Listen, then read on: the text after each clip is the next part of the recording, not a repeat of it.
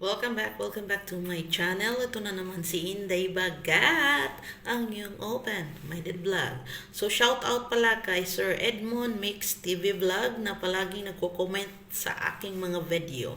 So, thank you po sir sa iyong engage sa aking channel, no? So, salamat sir. God bless po sa iyo, sir, no?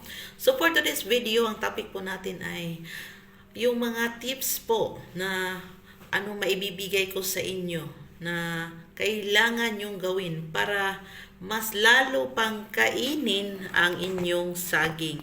Kasi po, meron po mga lalaking nagtatanong na bakit yung mga nila hindi mahilig kumain ng kanilang saging. So, meron pong iba na ayaw kumain ng saging. So, alam mo na yung tinutukoy ko. Hindi ko na lang kasi ma-restrict. Sayang yung video pag ma-restrict at hindi ma-monetize. So, ito yung topic natin So, sa mga lalaki dyan na hindi kinakain yung kanilang yung hindi kinakain ang saging, para po sa inyo ito, yung hindi nakatikim kung paano kainin ang kanilang saging. So, ito yung mga tips na maibibigay ko sa inyo. So, sana may makuha kayong konting tips nito. Tapusin ng buo ang video. So, kung ikaw po ay maselan sa mga topic na ganito, huwag ka na pong manood dahil nakakapagod po, So, kung ikaw ay hindi naman maselan, tapos may jowa ka, may karelasyon, may manood ka ng video kay Inday Bagat at marami kang matutunan, So, ito na nga. Hindi natin patatagalin kaya may trabaho pa tayo at sobrang busy ni Inday Bagat. So sa inyong mga katanungan, maraming katanungan, nyo lang ako, PM me, Ering Kabang or Inday Bagat. Pwede po kayo mag-message dyan sa aking Facebook po, So i-follow nyo din ako sa aking Facebook para alam nyo yung mga buhay ni Inday Bagat. Bro, kadalasan po talaga nag-a-upload ako ng mga ganitong topic sa Iring Kabang. Kasi yung Inday Bagat ko na page ay parang na-restrict. So, hindi ako makaka-upload doon. At ang palagi talaga akong nagtatambay doon sa aking personal account na Inday Bagat, So, kung mayroon kang katanungan, mayroon kang gustong itanong sa akin or gusto mong i-research ko, pwede ka pong magtanong doon. So, Dodong, ikaw ba yung lalaki na hindi man lang yung hindi naging masaya yung yung mga kajwa-jwaan ninyo dyan, Kasi yung ana-ana ninyo dyan, hindi kumakain ng ice candy, hindi nag-lollipop, hindi hindi nag-lollipop yung ninyo, ninyo dyan, So, maselan ang inyong mga jowa sa mga ganyanan. So, ano ba yung may tips na ibibigay ko? So, number 1 po, para kainin po ni Inday ang inyong saging, so, kailangan po nalinisan. So, paano nga ba yung tamang paglinis? Kailangan po, nakakalbo po yan bago po kayo pupunta sa isang laban. Bakit kailangan nakakalbo? Kasi dyan po kumakapit yung tinatawag nating amoy. Dahil sa bakterya, Kailangan nyo yan, Kailangan yung alutan. Kailangan yung anuhin yung buhok, Kailangan yung linisin ang buhok. So, mura lang naman ang mga panglinis dyan. Bakit hindi kayo makabili? Alam nyo namang may laban kayo. Bakit hindi kayo handa? Parang kayo dyan. So, meron pong masisilan. Ayaw mabukog.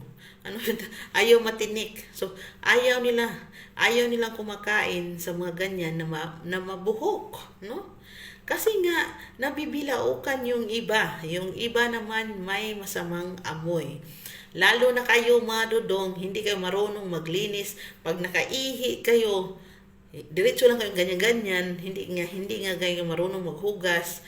Kahit nasa, lang kayo dyan sa gilid-gilid, mag-ihi kayo, walang hugas-hugas, walang So, nangangamoy po talaga yan. Tapos, pupunta kayo ng laban, So, it's better po na kailangan din naman tayo sa ating personal hygiene. So, linisan ang buhok. So, number 2, gumamit po kayo ng pampaputi sa inyong mga kasingit-singitan, kaitlugan, Dahil mayroon po mga babae na nato-turn off pag nakita nila na ang inyong singitan dyan ay kasing dilim ng walang kuryente sa bahay. No? Kasing dilim ng ano pa, kasing dilim ng uling. Ano pa ba? Lalo ng inyong itlog. Napaka-turn off po dyan, no? At pangatlong tips ay magsuot po kayo ng yung komportableng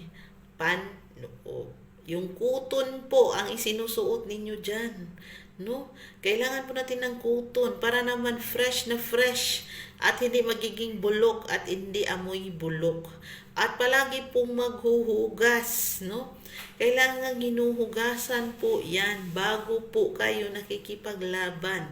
Para naman magaganahan na kainin ang saging, ang inyong balot. No?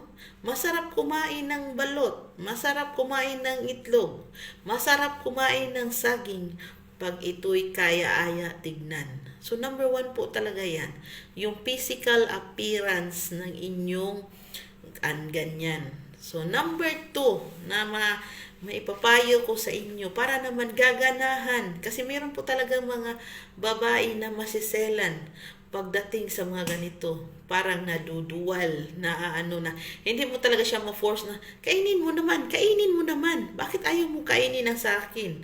Kasi marami nakaka-experience nito na dudong, no, di ba? Na ayaw kumain, no? Kahit pilitin nila, di talaga nila mapapakain ang isang isang jowa nila. Ayaw kumain. Ano bang meron? Bakit ayaw kainin? Yan ang itanong mo sa sarili mo. Kung yan ba yung sandata mo ay hindi kaaya-aya, tignan. Hindi ba kaaya-aya yung amoy? Wala ba yung linis, no? Para hindi siya masasabik na ilulipap. Hindi siya masasabik na i-ice candy. Hindi siya masasabik na i-ice drop, no? Yan po ang itanong mo sa sarili mo, dudong. Kung bakit, no? So kailangan mo nang self-reflection. Anong meron, no? Anong meron na hindi niya kahit hawakan man lang, hindi niya mahawak-hawakan, no?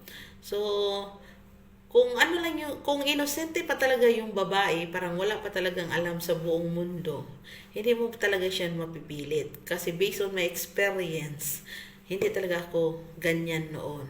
Sumisigaw pa talaga ako sa mga ganyanan, no?